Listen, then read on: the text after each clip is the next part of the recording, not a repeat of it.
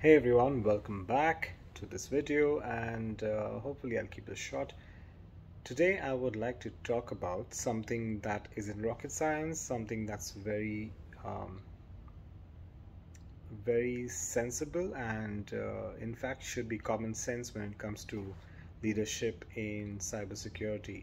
If you hold any kind of managerial position, whether you're a manager, senior manager, director, VP, CISO, anyone in the cybersecurity vertical team, remember that you at any level are not directly accountable for the security culture of the organization.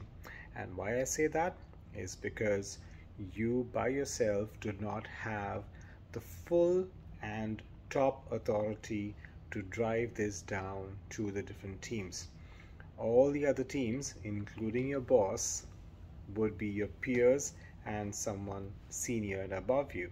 So if you stand up and say, I think MFA is a good idea for the organization, and yes, you might provide data, you might provide statistics, you might provide the pros and cons, a lot of cons actually.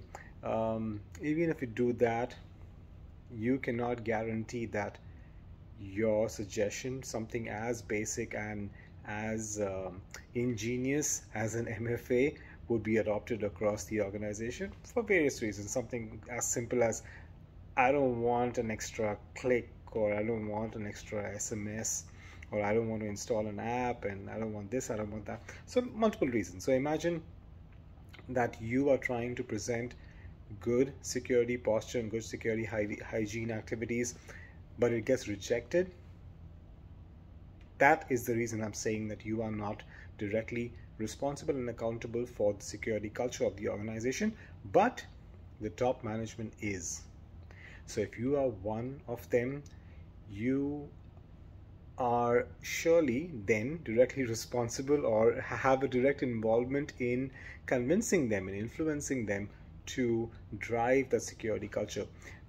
Yes, you would need strong data to support that, and I'm just not talking about factual data in terms of numbers, but I'm also talking about numbers that are available out there in the market regarding other organizations, regarding organizations in the same industry as your organization, and so on and so forth. That data will help you convince and influence your management team, and if you're one of them, definitely do that. Influence them to drive the security culture top down. That is very, very important. Top down. That's why I said it's not something intellectual. It's very common sense thing that you need to have a security culture that is that is driven down from the top management all the way to the bottom frontline workers.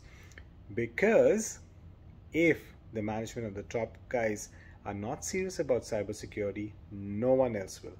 Trust me, no one else will care. Why? Because it's not something that the organization, aka the management team, feels is important to drive the revenue and drive the direction in which the organization is supposed to go. So again, if you are the person that's involved in the management team, make sure you influence and convince them to drive the security culture and change it as much as required to align yourself with the direction of the organization.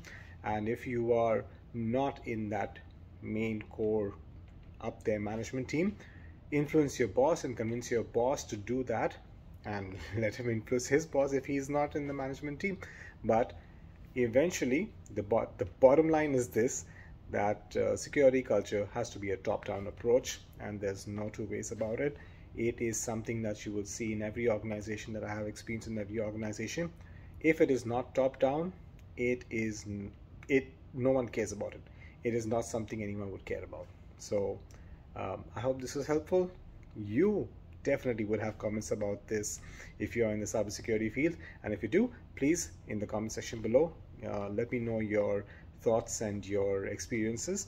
And until the next one, stay safe, and I will see you soon.